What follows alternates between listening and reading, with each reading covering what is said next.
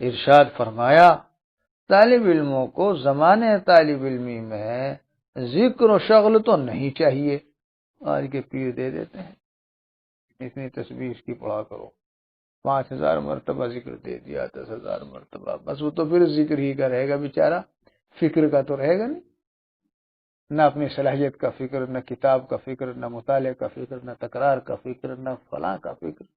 وہ تو رات کو 10,000 مرتبہ، چونکہ شیخ نے تجویز کر رکھا ہے، شیخ کو بہت اہم سمجھے آدمی. ہاں، استاذ کو نہیں سمجھتا اتنا اہم ہے.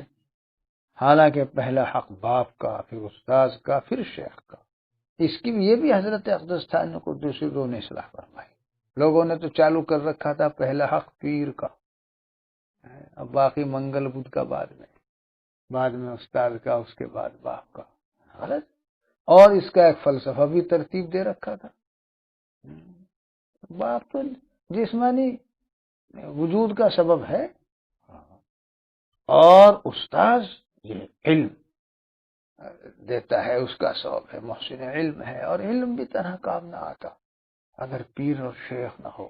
ہاں، تو یہ فلسفہ تراش رکھا ہے. حالانکہ باپ کے حقوق منصوص، اور فی الجملہ استاذ کے حقوق بھی ہیں.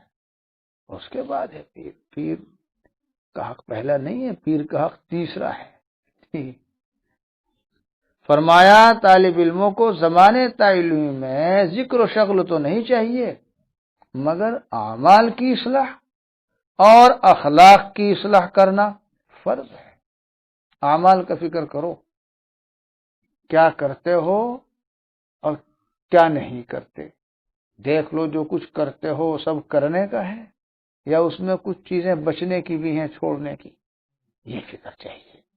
اور جو تم چھوڑے ہوئے ہو وہ سب چھوڑنے کا ہے، یا کچھ اس میں کرنے کا بھی ہے. ہم دھیان نہیں رکھتے، طلبہ کو متوجہ نہیں کیا جاتا.